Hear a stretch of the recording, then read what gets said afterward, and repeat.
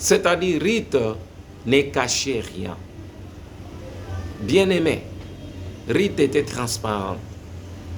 Tout ce qu'elle voyait, tout ce elle ressentait, là où Naomi l'a envoyé vers Boaz, elle revenait donner les rapports pour avoir encore une autre enseignement, une autre expérience. Et c'était ainsi tous les jours.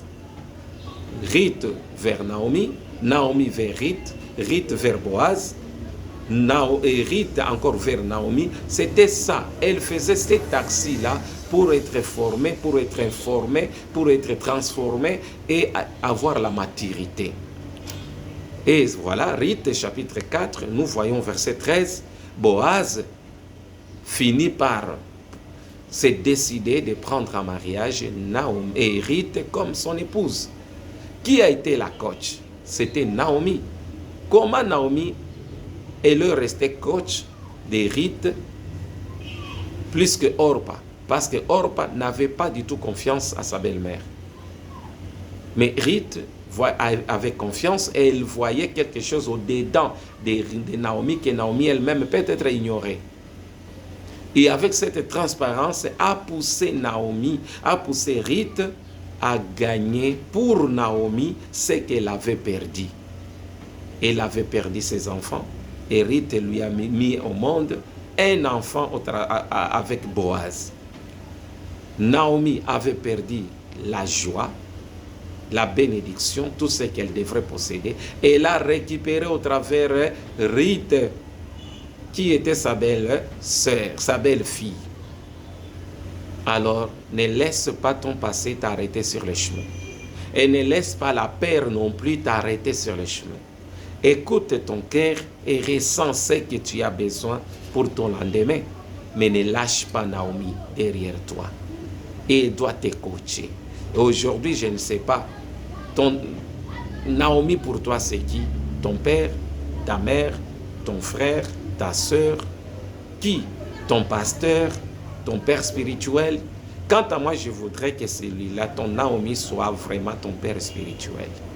Car c'est bien lui qui est ton intermédiaire entre toi et Dieu. Et peut-être, ça peut être quelqu'un à qui tu as confiance, mais n'oublie pas aussi d'avoir un père spirituel. Tu vois? Car celui à qui tu as confiance, il peut être limité. Mais quelqu'un qui est spirituel, qui connaît Dieu, qui est appelé par Dieu, peut aussi te coacher au-delà de ce que tu as. Alors, cherche-toi bien, cherche-toi s'il vous plaît, un bon encadreur comme Naomi. Et tu dois avoir aussi confiance à celui-là. Je ne dis pas une confiance aveugle, mais je dis tu dois avoir confiance avec discernement. Si tu te retrouves dans ses conseils et s'il te coach bien et tu n'as qu'à discerner la façon qu'il est en train de te coacher pour comprendre que ton avenir sera meilleur ou pas. Alors, pour Ruth, c'était Naomi.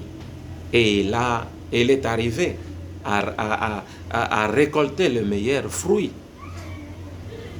Et si tu as quelqu'un qui te guide et tu vois qu'il y a rien de l'avenir, vaut mieux te retirer et chercher qui peut être un coach pour toi. Je ne dis pas un coach de football, un coach sur la destinée, la vie avec Dieu, pour ton lendemain, ainsi de suite. Alors, pour avoir un bon coach, tu dois avoir d'abord confiance en lui. Nous, notre coach, c'est le Seigneur Yahushua HaMashiach. Nous sommes en train d'être coachés comme il se doit, en ayant la transparence envers lui, et nous allons retrouver ce que lui il a, et il va nous les transmettre. Tu comprends un peu? Alors, mon frère et ma soeur, ne laisse pas les opportunités qui sont dedans de toi mourir avec toi. Tu dois les exploiter. L'Éternel peut utiliser un canal, n'importe qui, tu ne sais pas.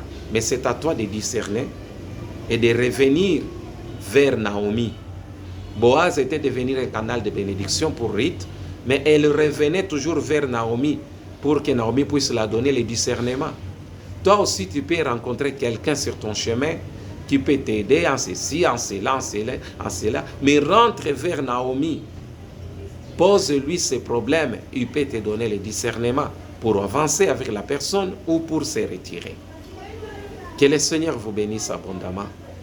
Qu'il te donne la force, qu'il nous donne tous la force de ne pas regarder notre passé et de ne pas laisser notre passé nous retenir sur le chemin.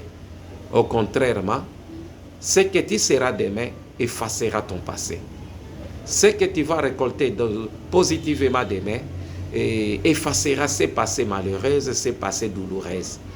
Alors, si tu restes là, en train de tournoyer autour de ton passé, autour de ta souffrance, autour de ce qui mord de ton cœur, tu ne pourras plus avancer.